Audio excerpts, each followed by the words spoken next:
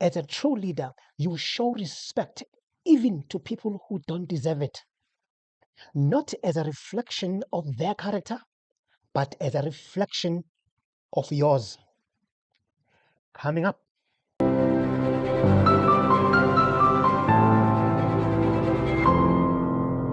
Basic Education Minister Siviwe Gwarube goes AWOL on BELA bill signing ceremony. The question is, what does this say about her attitude as a leader towards Cyril, and also for the DA position in as far as BELA bill and GNU is concerned? Does that mean that Siviwe Gwarube is just a disrespectful leader?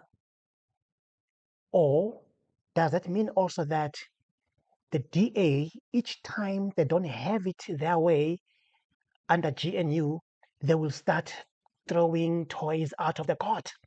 Basic Education Minister Siviwe Gwarube is under fire for boycotting the signing ceremony of the Basic Education Laws Amendment Bill last Friday. Gwarube said she was against the bill in its current form and had requested President Ramaphosa to refer it back to Parliament for reconsideration in terms of Section 79 of the Constitution. Now, teachers' unions are now calling for her resignation. Our reporter Pulele Tweety-Jones is following that story and joins us now. Pule, good morning to you. What has the minister have to say?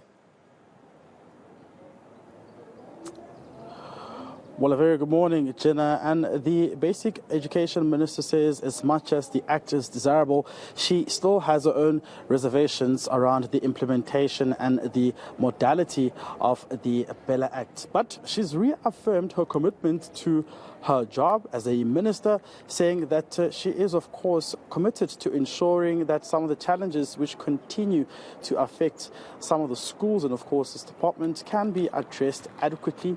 She says that she will have to wait for the consultations around Clause 4 and 5 within the presidency to happen, and she's optimistic that common ground can be found in terms of resolving some of those issues. When asked about if things do not go as how she would have wanted them to go in terms of the amendment process, she says that she will not resign as a minister, but will remain committed to fulfilling what she has to do in her duties, which is, of course, to ensure that some of these challenges which continue to persist within the education sectors are, of course, confronted and, of course, finally challenged and addressed as well.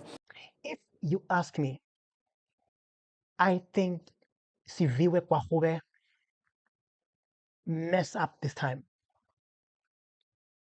I don't think that she should have stayed away from attending the signing ceremony, because that dents her leadership and it portrays her as a very disrespectful leader.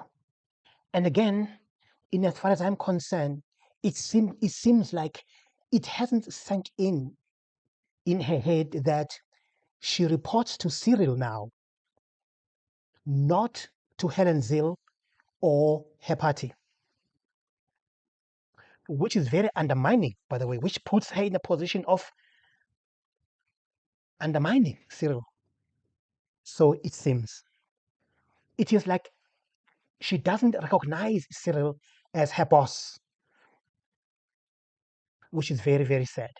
I am positive that common ground can be found. We've got experienced people in the sector, but also, as I said, this matter now rests with the presidency, particularly on Clause 4 and 5. But other matters, other aspects of the Act are there, they are clear, they are ready to be implemented. And so that's what we're going to do. We'll then take our call and our direction from the presidency once those consultations have happened. Because, of course, this consultation is not happening under my ambit. This is why I had made the case to the president that the bill should be gone to Parliament so that their deliberations could happen there.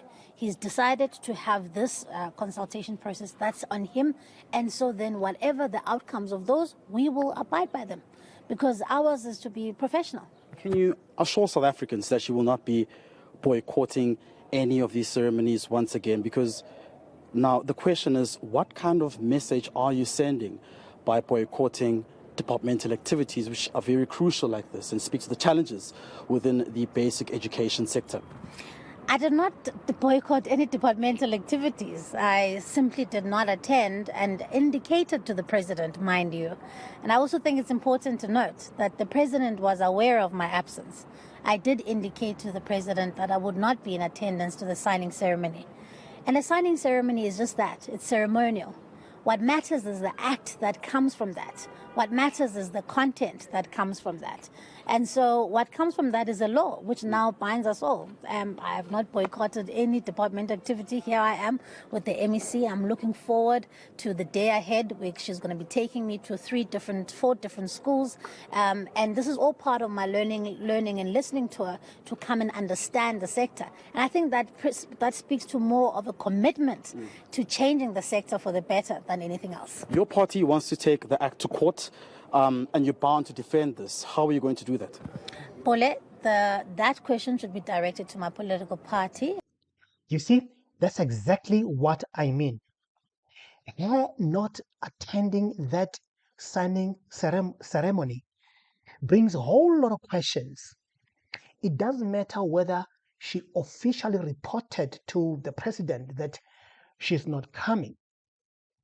But as a virtue of her having not agreed with the signing of BELA bill previously, and her now not attending the ceremony already puts her in a very compromising position. Everyone will just take a look at this and say, oh, well, yeah, she's boycotting the BELA bill. You may find that she's innocent. But as a virtue of her not attending the ceremony, everyone will think a whole lot of things, including the fact that, of course, she's boycotting the BELA bill. You get my point? And the president, by the way, he just let it slide. But you can tell that he is not impressed. Check this out. Can we take the mic to Shoba, Sunday Times? Thank you, Mr. President. He's too relaxed.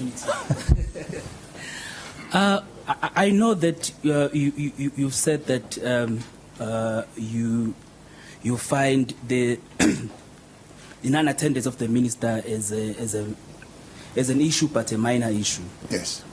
But aren't you worried that this might set a precedent for your ministers going forward? Like the question that the previous colleagues asked, give an impression that maybe you are not in charge of the situation. Thank you. No, I'm not concerned about that. I think we need to know that the issue of the BELA bill has been a challenge, has been a challenge even from the party where she comes from. And I think if one puts that into context, one will understand. But I want to look at the positive.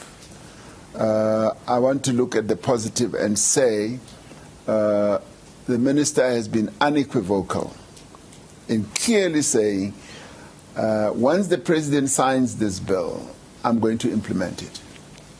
And that, to me, is the bottom line. If the minister were ever to say, I will not implement it, then she'll be fired. Plain and simple. So, as far as I'm concerned, I then put that in context and say, non-attendance, yes, it's a matter of concern, but the more important issue for me would have been, I will not implement, and then I would fire her. My man, my ace. Exactly. Exactly so. The president did say, they're not attending. It is a matter of concern. But the president is looking at the bigger picture that once this bill is signed, she will have to implement it. Then case closed. Having said all that, though, I still don't believe that she should be fired. I still don't believe that she should resign, as SATU have suggested. SATU is calling for the resignation of Basic Education Minister Siviwe Gwarube. This after she boycotted the signing of the BELA bill. Now, Gwarube says she cannot attend the signing ceremony until concerns regarding the bill are rectified. But the South African Democratic Teachers Union says it's either she comes to the party or resigns. That's very unacceptable to have the Minister of Basic Education not attending the BELA bill when in actual fact has been part of the planning team to ensure that we are here today for the signing. And therefore it vindicates what I have said, that the DA will run a separate parliament, a separate cabinet, and people didn't believe me. This is the beginning, where the minister will then be instructed by Helen Zille not to be part of this particular signing, because Helen Zille is another pseudo-president of our country, and it's unacceptable, and then we want the president to take an action. But what does that say about the start of the BELA bill, the implementation thereof, and how SATU, as a union with thousands of members, how you are going to approach the implementation with the minister currently at the helm? The court is in the minister. Actually, the ball is in the minister's court.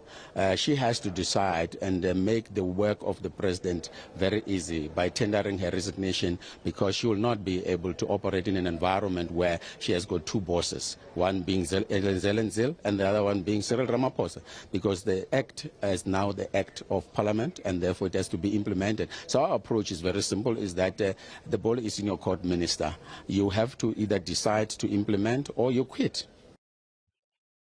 I think that's a very draconian step, and that rather she should be given a warning by a president, yes, but not to be asked to resign. I think that's very harsh by SATU and, of course, other organizations who are suggesting the very same thing. The Congress of South African Students, COSAS, has gathered outside a school in Polokwane where Basic Education Minister Siviwe Gwarube is conducting a site visit. Now, Gwarube is on a tour of several schools in Limpopo today, and COSAS is calling for her dismissal following her absence at last Friday's signing of the BELA bill by President Cyril Ramaphosa. Here's Katlego Nyoni with more on the story. Hopefully we get him on that line now. So, Katlego, take us through what's happening where you are now.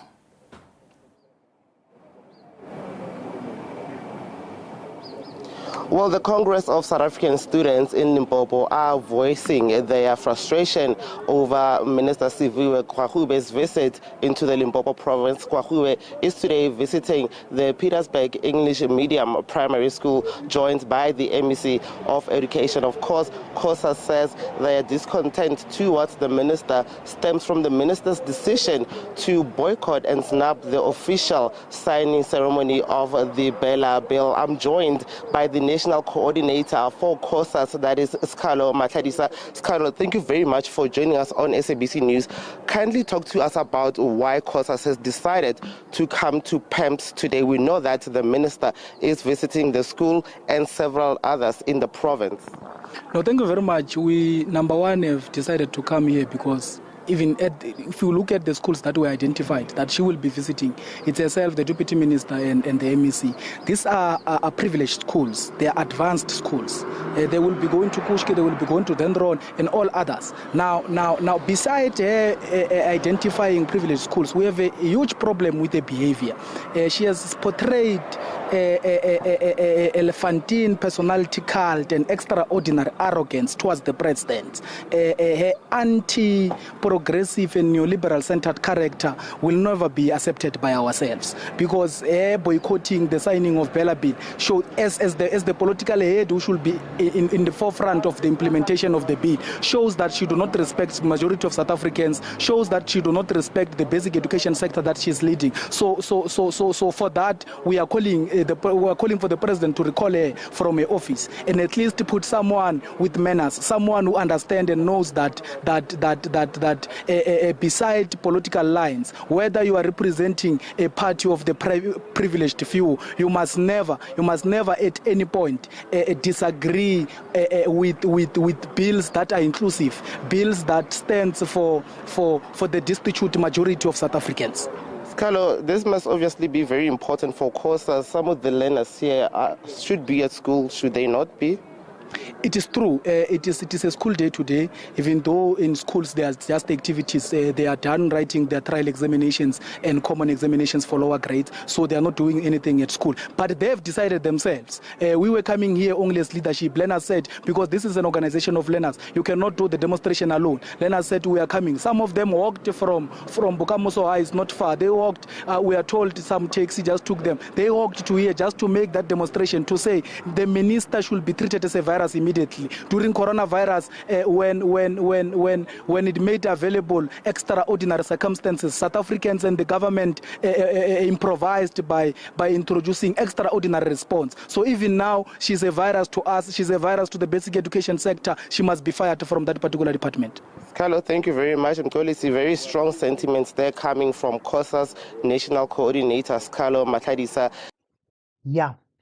What I think we should understand as South Africans is this. We should be very careful to rush into firing people, even for small things, even for minor issues, just because they belong to another party.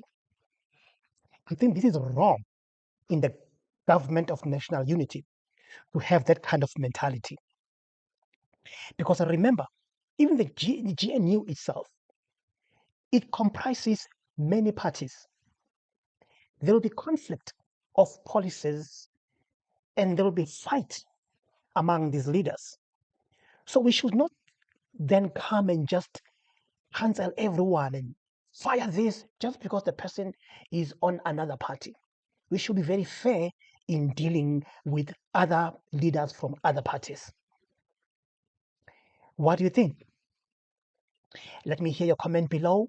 And of course, if it's your first time, do the honors. Don't forget to subscribe.